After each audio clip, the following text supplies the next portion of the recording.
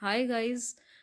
तो आज मैं शेयर करने जा रही हूँ किचन की कुछ टिप्स एंड ट्रिक्स जो बहुत ही यूज़फुल हैं और आप लोग के बहुत काम आएंगी। आप लोगों में से कुछ ने सुन भी रखी होंगी और कुछ के लिए नहीं होंगी।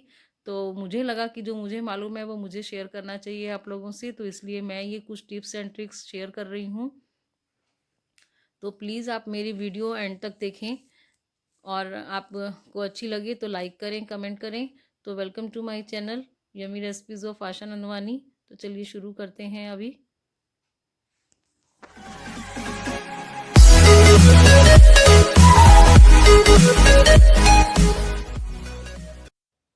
तो फर्स्ट टिप है मेरी भिंडी को लेकर, उसे काटने को लेकर।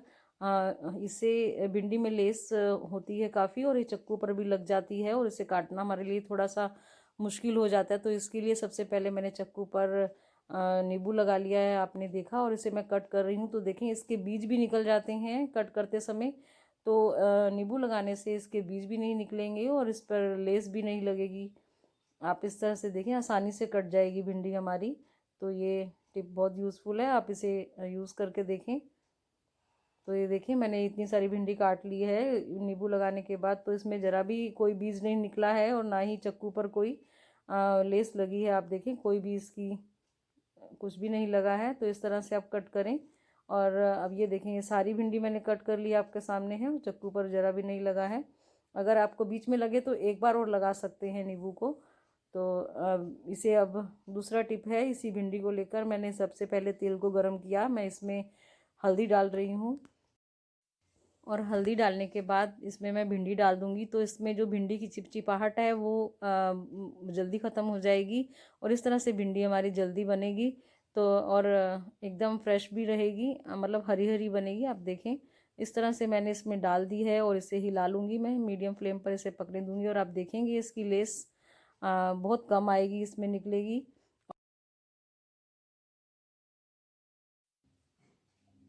तो आप ये देख भी सकते हैं कि इसमें बिल्कुल भी चिपचिपाहट नहीं है भिंडी में और ये हमारी इस तरह से बनाने से जल्दी कुक हो जाएगी। और नेक्स्ट टिप है मेरा इसी तेल और हल्दी से रिलेटेड। जब हम सूखी सब्जी बनाते हैं कई बार हम तेल में डालते हैं जैसे ही, तो उसके पानी के छींटे हमारे फेस पर, हमारे मतलब उड़ कर आते हैं, आँखों पर पड़ जाते हैं। तो अगर हम तेल में इसी तरह से पहले हल्दी डाल लें थोड़ी सी और उसके बाद हम सब्जी डालें, तो इस तरह करने से पानी के छींटे जो हैं बिल्कुल नहीं उड़ते हैं और आप बड़े आराम से इसमें पूरी सब्जी डाल सकते हैं। उसके बाद आपको अगर ज़रूरत हो तो और हल्दी डालें, मसाले उसके बाद ऐड करें।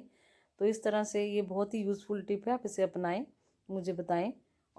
अब फ्रेंड्स नेक्स्ट टिप है मेरा, जैसे हम अचार डालते हैं या फिर मिर्च वगैरह काटते हैं, हमारे हाथ जलने लगते हैं, तो उसको उसकी जलन कैसे दूर करें। कई बार हम बहुत कुछ कर लेते हैं तो हमारे हाथ में जलन नहीं जाती है, थोड़ी थोड़ी रह जाती है।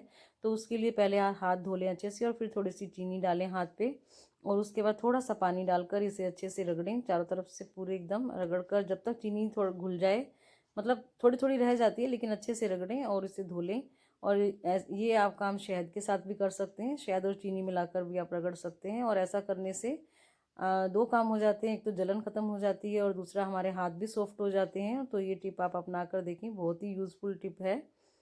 और अब नेक्स्ट टिप है मेरा ये प्याज को रोस्ट करने को लेकर। जब हमें बिरयानी के लिए या किसी और चीज़ के लिए आपको प्याज ब्राउन करने होते हैं, तो उसके लिए बहुत इजीली कैसे ब्राउन हो जाएं और एक इवनली, मतलब लगभग इक्वली जैसे होते हैं, रोस्ट हो जाएं, तो हम प्याज में थोड़ा सा नमक डाल दें तो ये इजीली रोस्ट हो जाते हैं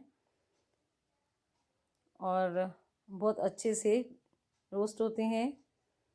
तो ये देखें कितने अच्छे से रोस्ट हो गए हैं प्याज, और इसे आप निकाल लें।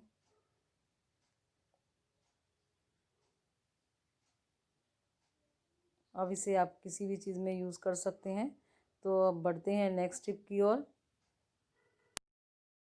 तो अब नेक्स्ट टिप है हमारा ये स्पैटुलास को लेकर। ये स्पैटुलास ऐसे पड़े पड़े जब ज़्यादा यूज़ नहीं होते हैं तो इस तरह से वाइट सी फफूंद सी लग जाती है। कोई भी लकड़ी का सामान हो, जैसे आपका चॉपिंग बोर्ड हो या चकला हो या बेलन हो, कुछ भी ज़्यादा देर यूज़ नहीं करते हैं तो इस तरह से वाइट हो जाते हैं। तो सबसे पहले हम इसे क्या करें, धो लें अच्छे से एक बार और फिर अगर धूप है तो आप उसे धूप में सुखा लें थोड़ा, और अगर धूप नहीं है तो इस तरह से हम तवा गर्म करके भी इसे सुखा सकते हैं। ये मैंने इन्हें धोकर इसे रख दिया है सूखने के लिए। तो इसे पलट के हम अच्छे से सुखा लेंगे पहले। ये देखिए अब ये सूख चुके हैं लगभग। अभी और थोड़ा सा इसे सुखा लेते हैं पलटकर। ये अच्छे से सूख चुके हैं।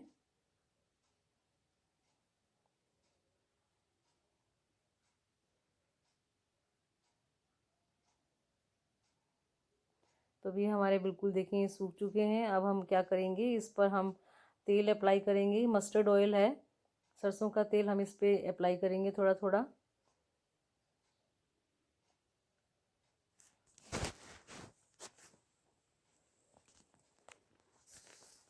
और इस तरह से अप्लाई करने के बाद आप इसे टिश्यू पेपर से या फिर किसी कॉटन क्लॉथ से आप इसे रब कर दें अच्छे से।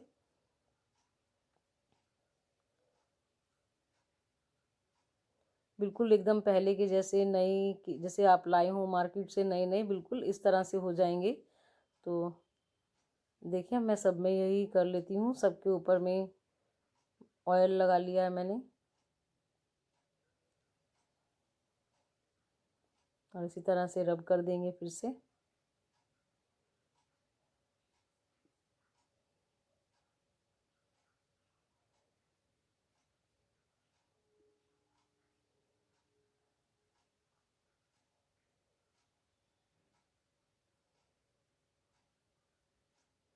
तो ये देखें सब पे मैंने रब कर लिया है। देखें इस तरह से कितने नए के जैसे हो गए हैं।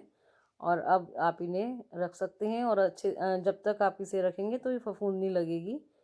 तो अब नेक्स्ट टिप है, अब ये दही को लेकर, जैसे हम दही जमाते हैं और हम कई बार इसमें से ऐसे चम्मच से निकाल लेते हैं और बाकी की ऐसे छोड़ देते हैं, तो ये पानी छोड़ जाती है।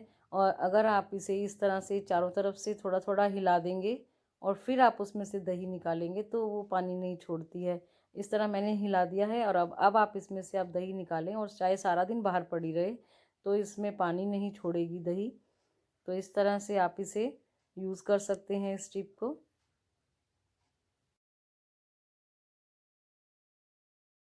अब नेक्स्ट टिप है मेरा कुकर के ढक्कन को लेकर। कई बार इसकी जो रबड़ है वो ढीली हो जाती है, उस वजह से कुकर में सीटी नहीं आती है। तो उसके लिए मेरे पास 3 तरीके हैं। पहला तो है कि जैसे आप कुकर का ढक्कन की रबड़ उतार लें, उसे धो लें और उससे फिर से आप ढक्कन पर लगाकर यूज़ करें, तो इस तरह से जो है विसल आ जाती है। और दूसरा है इसकी रबड़ को उतार कर आप 10 मिनट फ्रीज़र में रख दें और तब यूज़ करें। और तीसरा तरीका है, ये मेरे पास 2 रबड़े हैं, तो मैं क्या करती हूँ कि जब आप कुकर लगाने, जब स्टार्टिंग में ही लगाने लगती हूँ ढक्कन, तो मैं उसकी रबड़ चेंज कर देती हूँ, पहले वाली रबड़ लगा देती हूँ। तो इस तरह करने से भी विसल बड़े आराम से आती है। अब नेक्स्ट टिप है ये छोलिया को लेकर। हमें इसे निकालना थोड़ा सा टाइम कंज्यूमिंग हो जाता है क्योंकि बहुत देर लग जाती है एक एक निकालने में। तो हमें इसे तोड़ लिया है टहनी से और इसे डाल दिया है मैंने फूड प्रोसेसर में इस तरह से। और मैं इसे चला दूँगी। और इसमें मैंने ये ब्लेड लगाया है जिससे हम आटा नीड करते हैं। और इसे मैं थोड़ा थोड़ा मतलब चला दूँगी, रुक रुक कर चलाऊँगी, एक एक देखिए थोड़ी थोड़ी देर के लिए चला दूँगी इसे मैं 4 से 5 बार। इस तरह करने से इसके सारे जो निकल जाते हैं छोलिया। इसी तरह से हम मटर भी निकालते हैं, तो इसी प्रोसेस से ये मैं निकाल रही हूँ। और टूटेंगे नहीं, बिल्कुल भी छोलिया नहीं टूटेगा। मैं आपको दिखाती हूँ अभी। तो ये हो गए हैं, तो इसे मैं दिखाती हूँ।